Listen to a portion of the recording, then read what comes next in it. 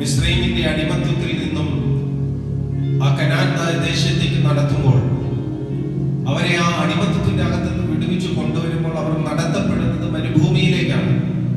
ആ മരുഭൂമിയിലേക്ക് അവർ നടത്തപ്പെടുമ്പോൾ അവരുടെ ജീവിതത്തിൽ അവർക്ക് വേണ്ടിയ നന്മകളെയൊക്കെ ദൈവം ഒരുക്കി വെച്ചു.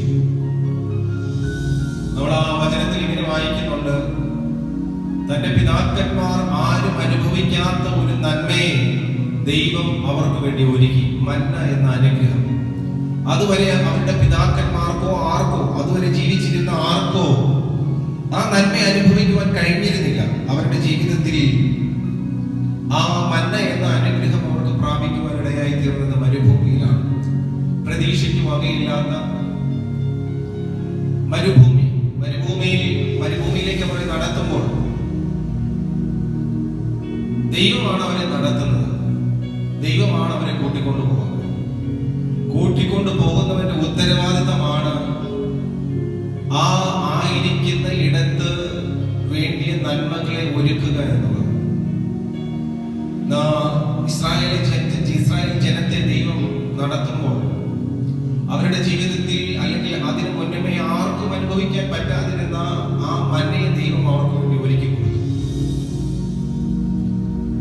ഇന്ന് പകലിൽ ദൈവശബ്ദം കേട്ട് ഇറങ്ങിയ നിന്റെ ജീവിതത്തിൽ ദോഷമായിട്ടൊന്നും ദൈവം ചെയ്യത്തില്ല. ദോഷമായിട്ടൊന്നും ദൈവം നമ്മുടെ ജീവിതത്തിൽ വരുത്തത്തില്ല.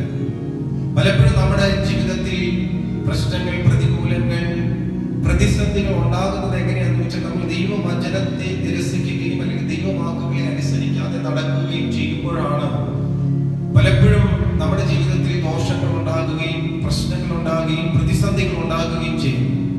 പലപ്പോഴും നമ്മുടേതായ തീരുമാനങ്ങൾ നമ്മൾ എടുക്കുകയും നമ്മുടേതായ തീരുമാനങ്ങളിൽ നമ്മൾ മുമ്പോട്ട് പോവുകയും ചെയ്യുമ്പോൾ പലപ്പോഴും നമ്മളത് ആ വിഷയം ഒരു പ്രശ്നത്തിൽ എത്തുമ്പോൾ നമ്മൾ പറയും, നമ്മളെ തന്നെ ഇത് ദൈവം തന്നതാണ്. വാസ്തവത്തിൽ ദൈവം തന്നതാണോ? പലപ്പോഴും നമ്മൾ ദൈവശബ്ദം കേൾക്കാതെ, ദൈവശബ്ദത്തിന് ചെവി കൊടുക്കാതെ ഓരോ തീരുമാനങ്ങൾ എടുക്കുമ്പോൾ ആ എടുത്ത തീരുമാനങ്ങൾ പരാജയത്തിൽ എത്തിക്കഴിയുമ്പോൾ നമ്മൾ ദൈവം തന്ന കഷ്ടതയാണെങ്കിൽ ദൈവം തന്നതാണെന്ന് പറഞ്ഞ് നമ്മൾ അതിൽ ആശ്വാസം കണ്ടെത്താൻ നമ്മൾ തന്നെ ശ്രമിക്കുക. പക്ഷേ ഒരിക്കലും ദൈവമല്ല നമ്മളെ പ്രശ്നങ്ങളിൽ കൊണ്ടുവന്ന് ചാടിക്കുന്നത്, പ്രശ്നങ്ങളിൽ എത്തിക്കുന്നത്, പ്രശ്നങ്ങളിലേക്ക് കൊണ്ടുപോകുന്നത് ഒരിക്കലും ദൈവമല്ല, നമ്മുടെ പല തീരുമാനങ്ങളുമാണ്. ദൈവത്തിന്റെ വാക്ക് കേട്ട് അനുസരിച്ച് നമ്മൾ ദൈവവചനത്തിൽ നമ്മൾ കാണുമ്പോൾ, ദൈവവചനം നമ്മൾ വായിക്കുമ്പോൾ അവിടെയെല്ലാം നമ്മൾ കാണുകയാണ് ദൈവവചനം അനുസരിച്ചവരെ ഓരോരുത്തരെയും ദൈവം നന്മയിലേക്കാണ് നടത്തിയത്, അനുഗ്രഹത്തിലേക്കാണ് നടത്തിയത്. ദൈവവചനം അനുസരിക്കപ്പെട്ട നോഹ, ദൈവം അവനോട് പറഞ്ഞതുപോലെ എല്ലാം അവൻ പണിയപ്പെട്ടപ്പോൾ, ദൈവം പറഞ്ഞതുപോലെ എല്ലാം അവൻ ചെയ്തപ്പോൾ എന്താ സംഭവിച്ചെന്ന് ചോദിച്ചാൽ അവന്റെ ജീവിതത്തിൽ അവനും അവന്റെ കുടുംബവും അതികളെയും എല്ലാം അതിനകത്തേക്ക് ആ പെട്ടകത്തിലേക്ക് പ്രവേശിച്ചപ്പോൾ അവർക്ക് മുഴുവൻ രക്ഷ പ്രാപിക്കുവാനിടയായി തീർന്നു.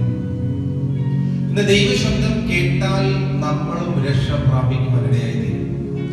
നമ്മൾ പലപ്പോഴും ദൈവശബ്ദത്തെ മറുതലിച്ച്, ദൈവശബ്ദത്തെ കേൾക്കാതെ പല നമ്മുടേതായ തീരുമാനങ്ങളിൽ ഇറങ്ങി പുറപ്പെട്ട് പരാജയപ്പെടുമ്പോഴും നമ്മൾ പറയുന്ന കാര്യം ദൈവത്തെ തന്നെ നമ്മൾ പഴിചാരുകയാണ്. ഇത് ദൈവം തന്ന കഷ്ടത്തെ ദൈവം ഒരിക്കലും ദോഷങ്ങളാൽ പരീക്ഷിക്കുന്നവനല്ല എന്ന് ദൈവം യാക്കോബിന്റെ ലേഖനത്തിൽ എഴുതിയിരിക്കുകയാണ്.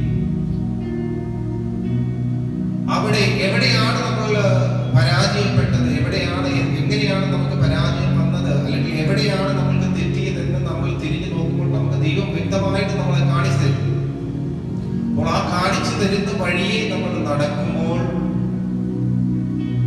എവിടെ തകർന്നു പോയോ, എവിടെ വീണു പോയോ അവിടെ തന്നെ ദൈവം നമ്മളെ ഉയർത്തുവാനിടയായി തീരും. നമ്മളെ തന്നെ ഏൽപ്പിച്ചു കൊടുക്കണം, നമ്മളെ തന്നെ വിട്ടുകൊടുക്കണം. ദൈവശബ്ദം കേൾക്കുന്നവരായി മാറണം. ദൈവശബ്ദത്തിന് നമ്മളെ തന്നെ ഏൽപ്പിച്ചു കൊടുക്കണം. ഏൽപ്പിച്ചു കൊടുക്കുമ്പോൾ തീർച്ചയായും നമ്മുടെ ജീവിതത്തിൽ വലിയ അനുഗ്രഹങ്ങളും വലിയ ഉയർച്ചകളും നമുക്ക് പ്രാപിക്കുവാനിടയായി തീരും.